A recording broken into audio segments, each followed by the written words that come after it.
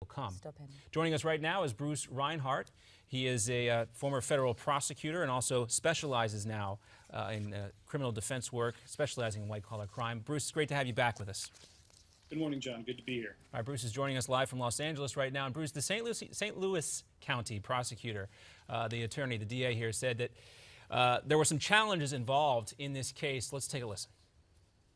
The most significant challenge encountered in this investigation has been the 24-hour news cycle and its insatiable appetite for something, for anything, to talk about, following closely behind with the nonstop rumors on social media. Well, so we really entered into a new era here, and I can only imagine the pressure that these grand jurors were under, also the DA there. Do you agree that the media, traditional media and social media, kind of has shown that this is now these grand jury investigations can kind of become a Pandora's box?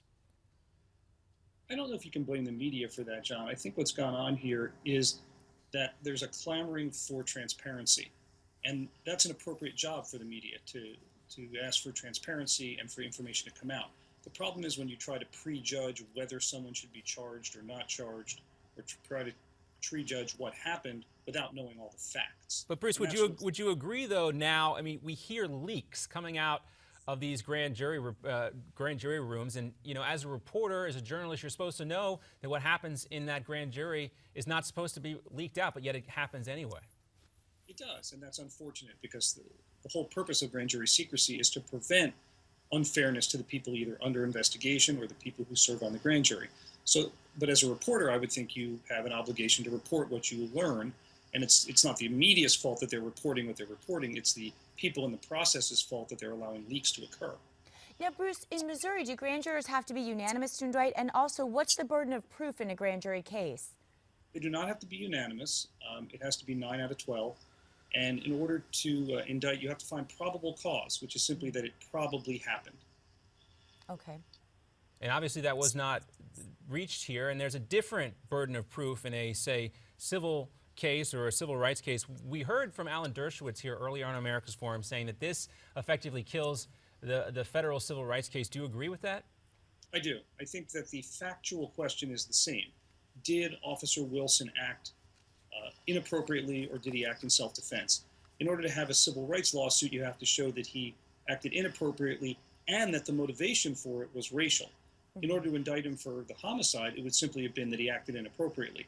So for a federal civil rights charge to be brought, you actually have to prove more than what Missouri would have had to prove at this level. So if they can't prove what they would have had to prove at the state level, I agree with Professor Dershowitz. There's no way you can make a federal civil rights criminal case here. Now, there's always the possibility either for the family or someone else who has standing to bring a civil action, because in a civil action, as we saw in the O.J. Simpson case, the burden of proof is lower. It's simply a preponderance of the evidence. It's not beyond a reasonable doubt as it is in a criminal case. Now, a lot of people are expressing surprise over the outcome of the grand jury finding. Are you surprised by this, and do you think it was just? You know, it's too soon for me to tell. I did get a chance to read some of the transcripts of the grand jury this morning, and without knowing all the facts, I would be committing the same error that I've accused other people of, which is prejudging the case without knowing all the evidence. But based on some of the evidence that I've seen, I can't say the grand jury was wrong. Now, Bruce, do you empathize somewhat with Bob McCullough, the DA in this case, as he tried to get his arms around this situation when it seemed like there wasn't a lot of real control over what was going to take place, at least publicly? I have to applaud Mr. McCullough and his office. The fact that they have now released all the grand jury testimony, all the evidence, all the witness interviews is unprecedented. It simply isn't done.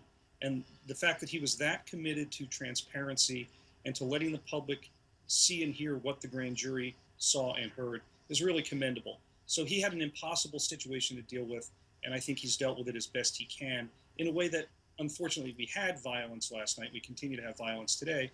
But I thought Mr. McCullough has done everything he can to avoid that, and I really commend him for that action. Now, earlier we talked about another case that could be pending in New York City where an unarmed man was shot there by a rookie police officer. They're calling for charges in that case.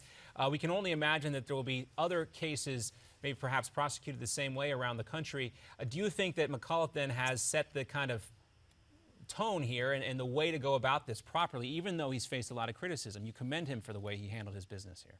I do, and I think it's going to depend state by state and jurisdiction by jurisdiction whether the law would allow you to release the grand jury information. In some jurisdictions, you can do what's called a grand jury presentment, where the grand jury issues a report and they say, we're not going to indict, but here's what the facts were. Here, you're not only hearing that, but you're seeing the raw data that the grand jury saw. So I think it is the new standard, and I think it's a good thing. To the extent the law allows for it, I think it's important that the public be able to see and hear what the person and the body saw and heard that made the decision here.